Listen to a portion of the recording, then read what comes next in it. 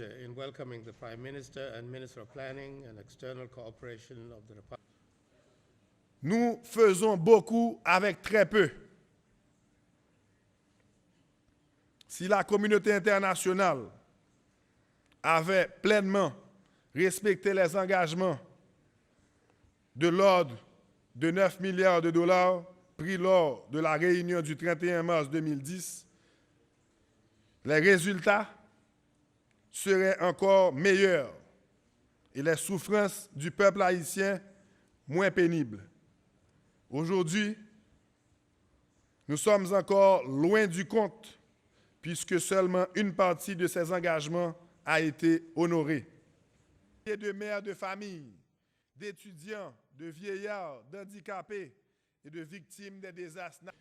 Si nous persistons à croire que les Nations Unies ont une responsabilité morale dans l'irruption de l'épidémie, il n'en reste pas moins vrai que l'organisation appuie déjà certains efforts du gouvernement pour combattre cette maladie.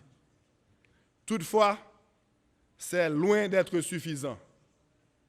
Aussi, proposons-nous la mise en place d'une commission mixte comprenant des membres du gouvernement haïtien et des Nations Unies pour étudier ensemble les voies et moyens pour solutionner et éradiquer définitivement cette maladie en Haïti.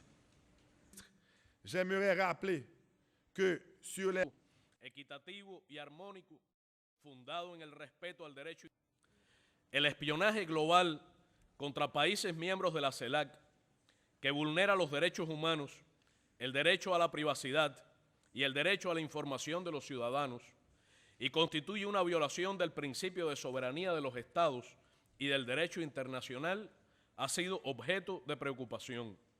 Y hemos tomado buena nota de las declaraciones formuladas en los más diversos ámbitos por jefes de Estado y Gobierno y otros líderes de países de la América Latina y el Caribe que denuncian y rechazan el empleo de tales prácticas.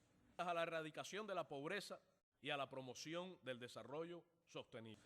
Y nos hemos solidarizado con países miembros de la CELAC ante actos que les son lesivos y violatorios del derecho internacional, tales como los ocurridos el pasado 2 de julio contra la dignidad y los derechos del presidente del Estado Plurinacional de Bolivia, Evo Morales Ayma, en su regreso a la paz a través de varios países europeos, desarrollados en ayuda oficial al desarrollo y estimular la cooperación.